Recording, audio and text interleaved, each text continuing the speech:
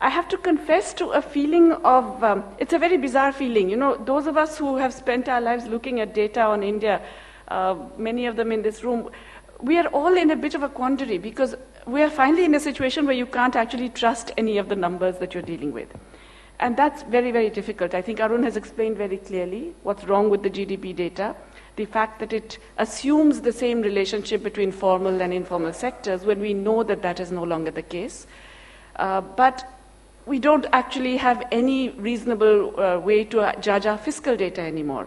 We had the extraordinary situation. In fact, I have to second Dr. Yashwant Sinha in expressing complete surprise that nobody in the opposition demanded a breach of privilege against the finance minister for telling lies to Parliament. Because it is the first time, I believe, that we have had fiscal numbers that are completely wrong. And they're wrong on the expenditure side and they're wrong on the tax side. On the tax side, we have some notion of how much they're wrong because we know that, let's say, the indirect tax fell by that much, the direct tax fell by that much, so we have some idea of the numbers. On the expenditure side, we know that expenditures fell, according to the CAG report, by about 1.45% of GDP. But which sectors were cut? Which departments were cut? Which ministries were cut? We know, okay, they spent more on a statue. Did they spend less on something else? Which did they spend less on? We still don't know. The Indian population doesn't know. Parliament doesn't know. It's unbelievable that we are sitting there and knocking our heads about fiscal deficit numbers and whether they will be appreciated by global finance when they're all completely false. Let's take, for example, the fiscal deficit itself. Again, a point that Dr. Sinha mentioned. Officially 3.5% of GDP. CAG says it's 5.8% if you include all the unpaid dues that they have not given to the Food Corporation of India, to the estates deserving NREGA, etc., etc., etc., all the different public sector enterprises. So we know that it's significantly higher.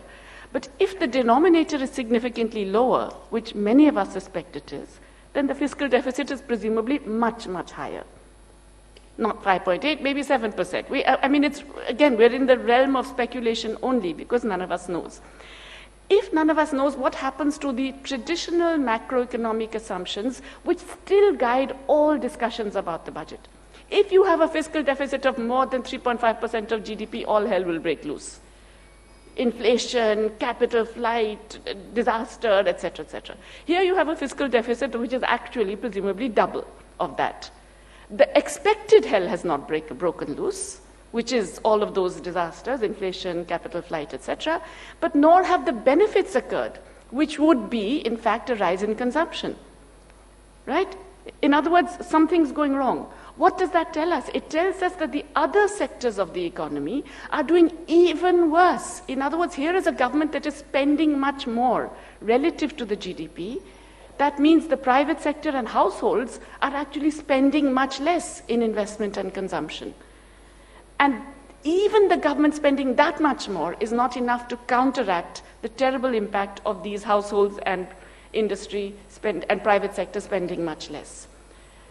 That's a serious issue. In other words, the economic problem is not just, all this cyclical versus structural and, slowdown versus what was that episode.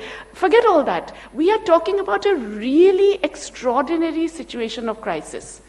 Give it whichever other noun you want, but it's a very serious crisis. We know about the unemployment crisis, now we know about this consumption crisis, even though they're trying to suppress the data.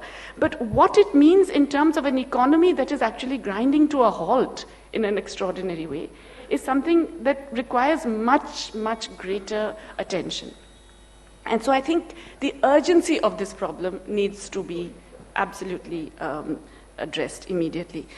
In that context, I'd just like to mention a couple of other issues because there are many other excellent speakers and I'm sure there are questions as well. One is this issue of consumption. When I mentioned that we know that it's much worse, we have somehow, because of some leaks of the suppressed consumption data, we have some information about what has happened to consumption. And what is terrifying is that it is now apparent that consumption declines hit every decile of the population, top to bottom. The biggest declines are in the top decile, followed by the bottom decile. That is, the poorest people of India spent 11% less in real terms than they spent 7 years ago. That's the kind of decline we're seeing across the board, across every decile. It also suggests that poverty is significantly higher, at least 70 to 80 million people more in absolute poverty, unless, of course, they can change the definition and then suddenly bring everybody up, as they are suggesting they will do, revise the definition of poverty so that lots more people can be seen to be above it. But really, we are having this kind of decline in consumption when it's occurring across the board in every category of income class or consumption class, tells you that there is a really widespread and sweeping problem of effective demand in this country. And therefore, the problem of demand, what he called the death of demand, it's something that is so serious that it has not even been undone by this kind of excess spending by the government. It also turns out that part of that reason is because the nature of that excess spending is completely wrong. A large part of it is because, okay, they did a GST which was as badly conceived, badly implemented, badly everything. I would go further than Arun. Let's not try and reform it, kill it. It's a terrible, terrible tax policy.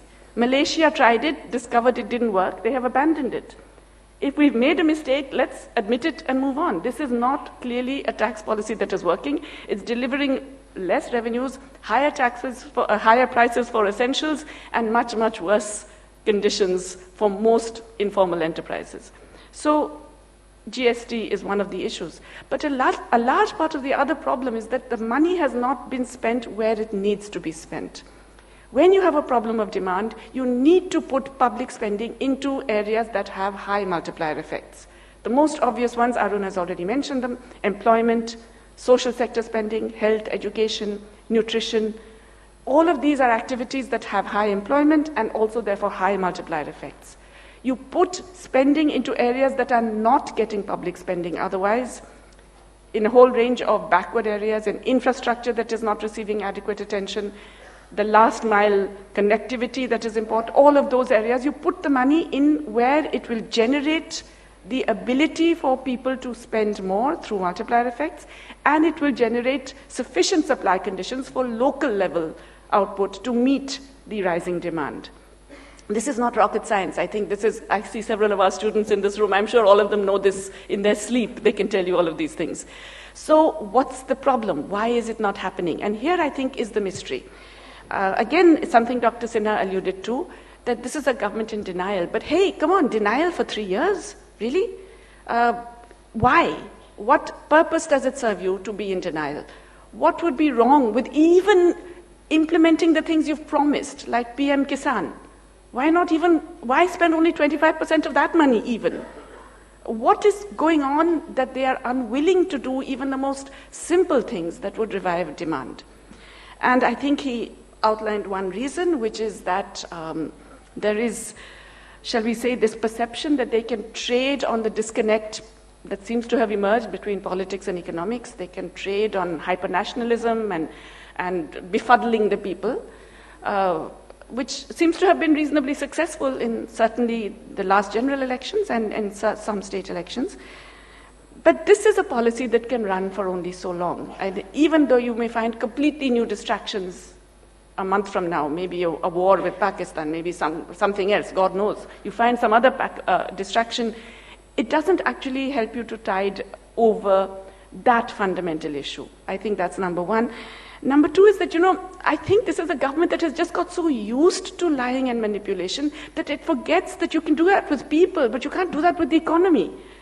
The economy kind of runs on other principles, which are not affected by how much you can harangue and or create a miasma of falsehoods that somehow change it.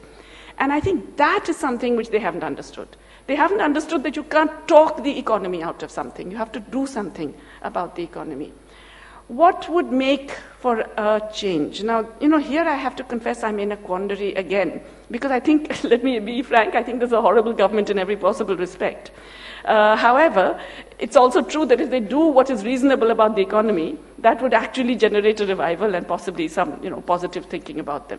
Nonetheless, as an Indian who is deeply concerned about the future of this country, I think that we cannot allow this terrible state of affairs in the economy to continue, even if it is the ruling party that would benefit from it. In other words, as citizens, we must demand an immediate attention to the revival of demand through employment-intensive activities, and in ways in which the taxation can be raised, as Arun has mentioned, very, very easily. We can talk about the details. I know there is even a session about it later on. But there are many, many ways to raise that money. Anyway, if you're with unutilized capacity and high unemployment, whatever you spend is going to generate multiplier effects that will give you more tax revenues over time. And that, in turn, will mean that your deficit will actually be much less. So I think this is a situation where we have to hope that this government, even though it doesn't have the best interests of the country at heart, and even though its continuation in power is a threat to democracy and everything, nonetheless we must hope that this government actually sees reason with respect to what has to be done on the economy. Thank you.